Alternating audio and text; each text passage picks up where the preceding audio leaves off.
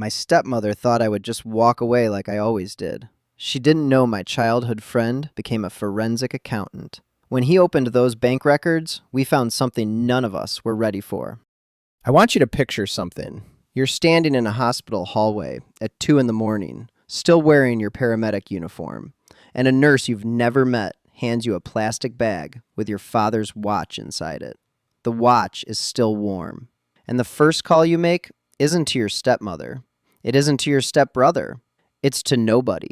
Because nobody in that house ever picked up the phone when it was you calling. My name is Marcus. I'm 34. I'm a paramedic in Birmingham, Alabama. And this is the story of how I found out exactly how much my family thought I was worth. My mother died when I was 6. Complications during a routine surgery. One of those things doctors call rare and families call the end of everything. My father, Ronald, was a pipe fitter at the U.S. Steel plant out in Fairfield. Quiet man, worked with his hands, loved with silence.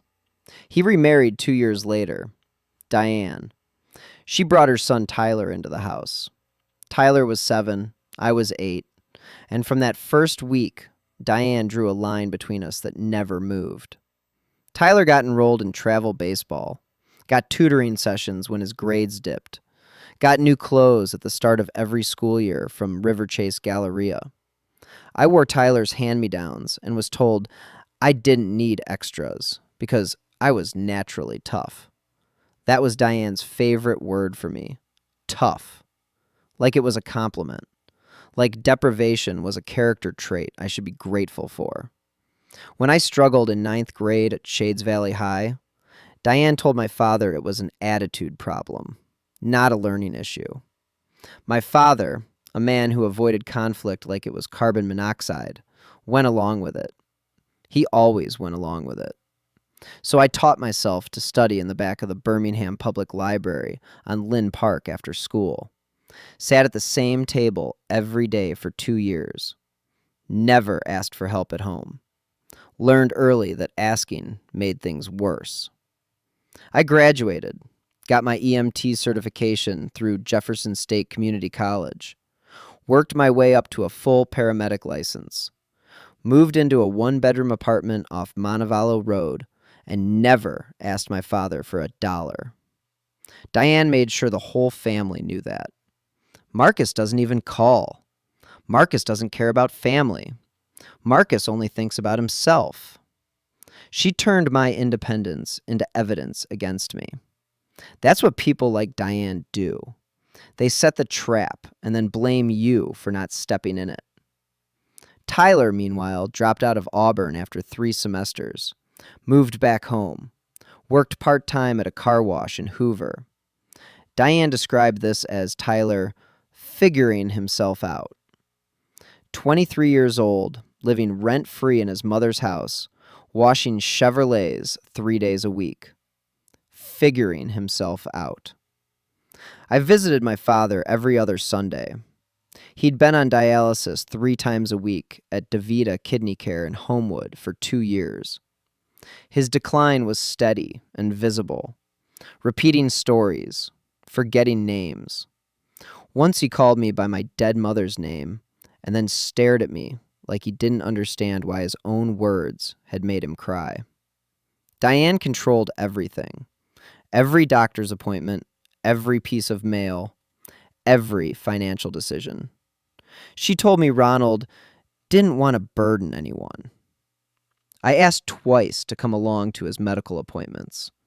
Both times, Diane said the doctors had told her, too many visitors cause stress. I backed off, because that's what I always did. The scapegoat learns the rules early. Your instincts are wrong. Your feelings are too much. And if you push, you're the problem. So you stop pushing. You stop calling. You stop showing up unannounced. And then they hold your absence against you too.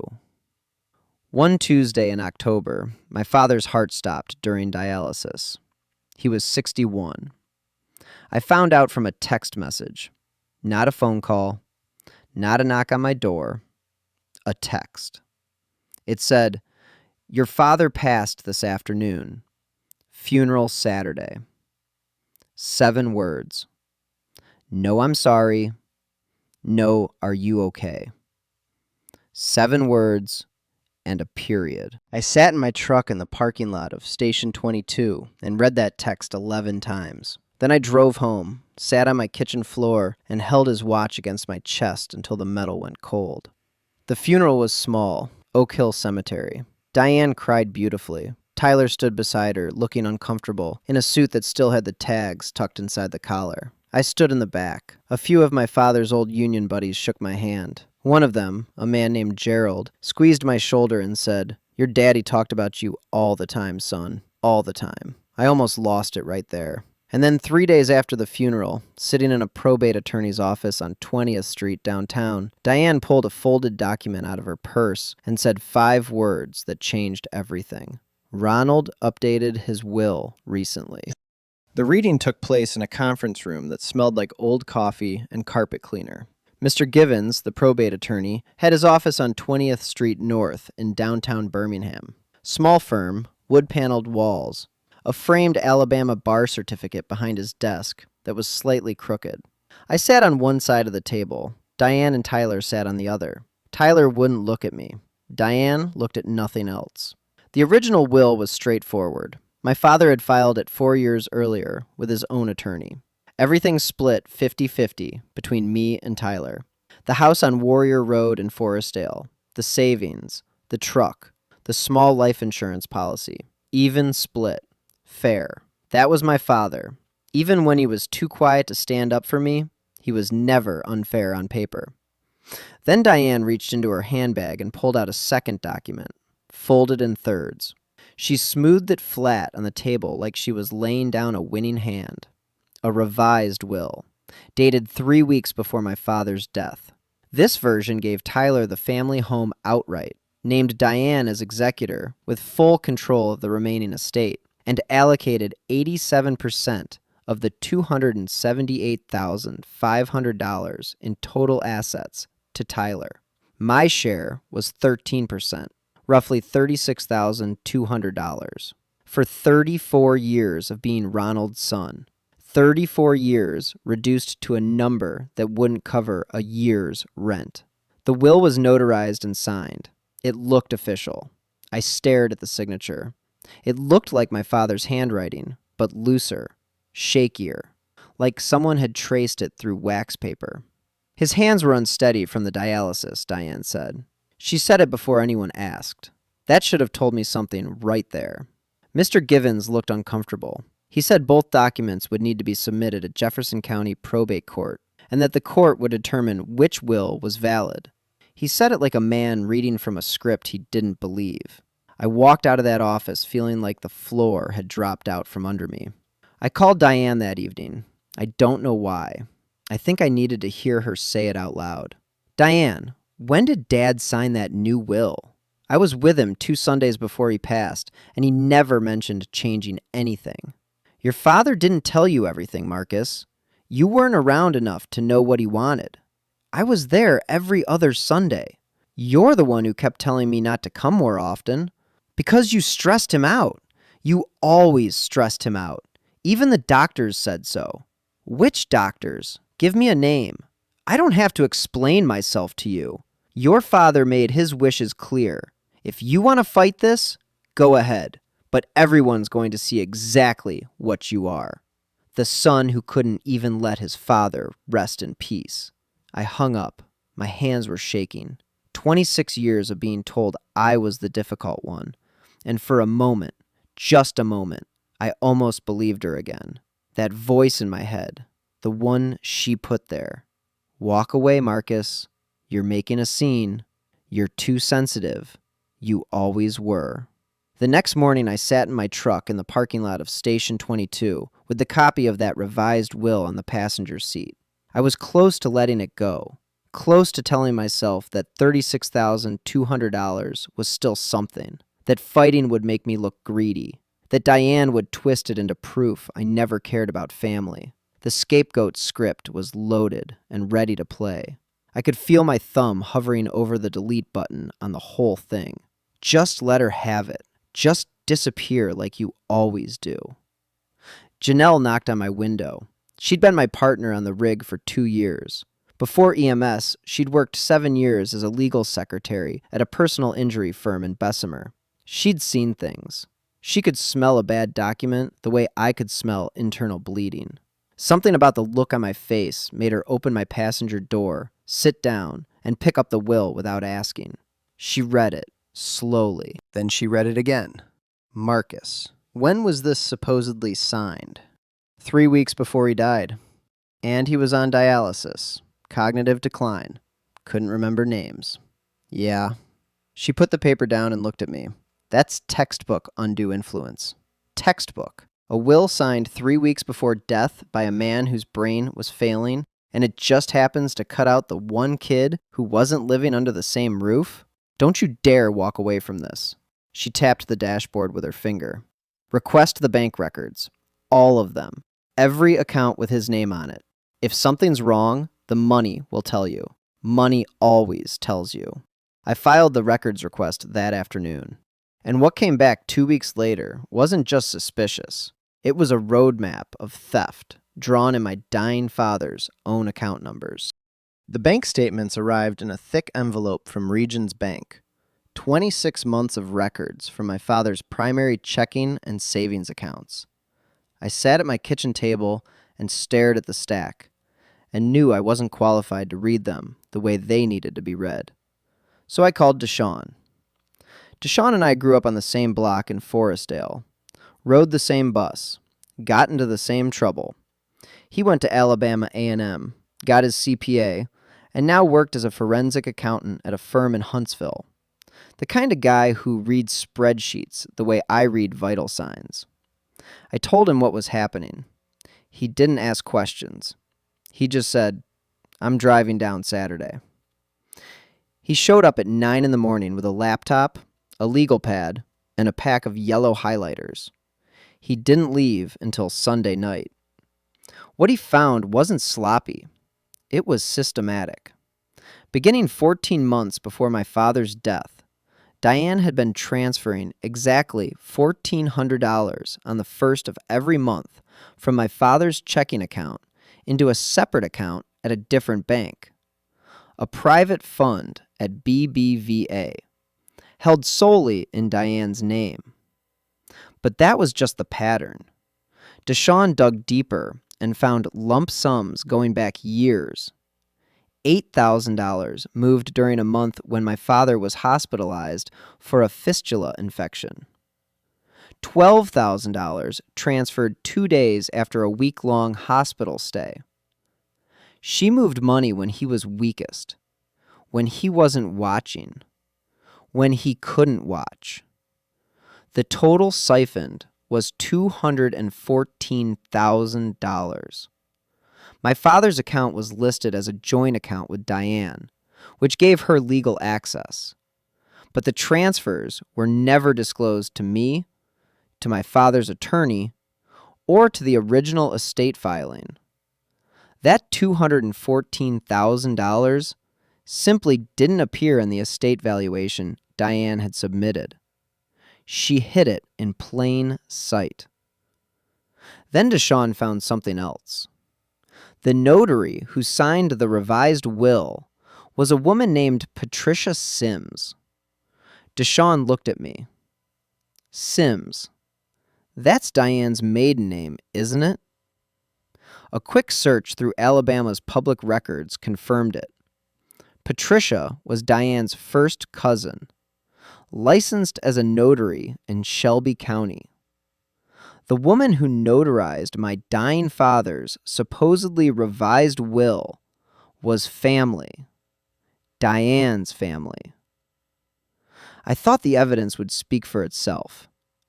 I was wrong about the timeline. Diane moved first. When my attorney sent a formal inquiry letter, Diane responded by calling a family meeting at the Forestdale house, my father's house. She sat in his chair. She cried. She told my aunts and uncles and cousins that Marcus was trying to steal from his dead father's widow. She said my father had always worried about my jealousy problem. Tyler backed her up, told relatives I had barely visited, said I didn't deserve anything. 2 of my aunts called me that week. Both said the same thing.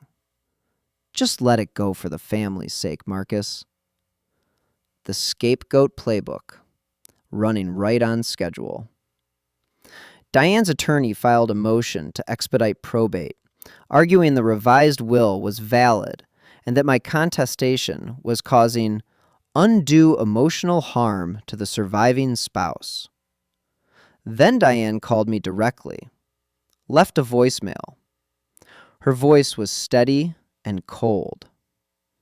You should think about what kind of man fights a grieving woman in court. I saved that voicemail, played it for Deshaun. He shook his head and said, "She's not grieving.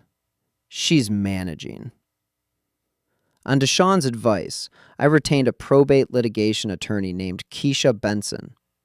Her office was in the 5 Points South District. She specialized in elder financial abuse and estate fraud. She was calm, precise, and completely unimpressed by Diane's tactics. She filed the formal will contestation through Jefferson County Probate Court, citing undue influence, diminished testamentary capacity, and fraud in the execution. Simultaneously, she filed a complaint against Patricia Sims with the Alabama Secretary of State's office for notarizing a document involving a family member without disclosure, a direct violation of Alabama notary law. Deshaun prepared the forensic accounting report, color-coded spreadsheets. Every single transfer cross-referenced with my father's dialysis schedule and hospital admissions.